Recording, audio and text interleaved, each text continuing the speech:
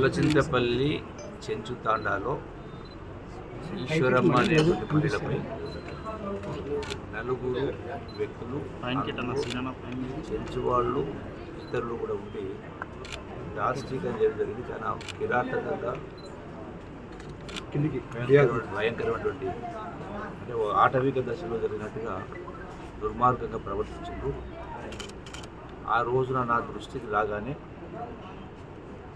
మరుక్షణమే SP, DSP, CI, SI నలుగురితో మాట్లాడి ఎవరైతే ఈ యొక్క దాడికి ఆ మహిళపై దాడికి పాల్గొన్నటువంటి వాళ్ళు నలుగురిపైన కేసు బుక్ చేసి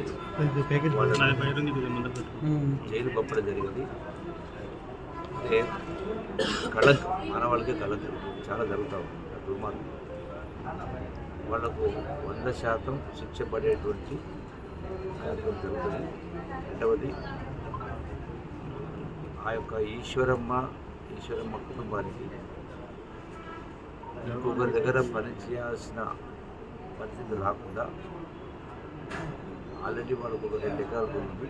దానికి తోడుగా ఇంకొంత ప్రభుత్వం తరఫున ప్రభుత్వ భూమిని విచారణ చేసి ప్రభుత్వం తరఫున 2 లక్షల రూపాయలు ఆర్థిక సహకారం చేసి వాళ్ళ పిల్లలు 3 ఆడపిల్లలు, ఆ 3 పిల్లలు కూడా వాళ్లకు చదువు విషయంలో ఈ యొక్క ప్రభుత్వ పరంగా రెసిడెన్షియల్ స్కూల్స్లో వాళ్ళకు చదువుకునే కార్యక్రమం చేసి వాళ్ళకు ఆర్థిక భారం పడకుండా అన్ని విధాల ప్రభుత్వం వాళ్ళను ఆదుకునే కార్యక్రమం చేస్తూ వాళ్ళ కాళ్ళపైన వాళ్ళు నిలబడే విధంగా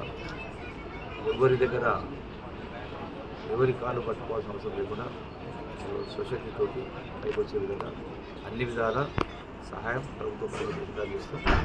వ్యక్తిగతంగా కూడా మంచి అభిప్రాయం చేస్తాం. అన్ని విధాలు చేస్తాం.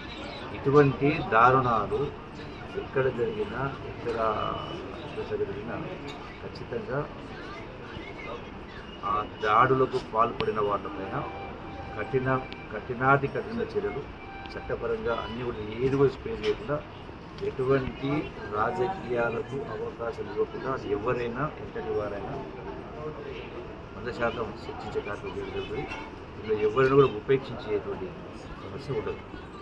ఆ కుటుంబాన్ని ఆదుకునే కార్యక్రమం.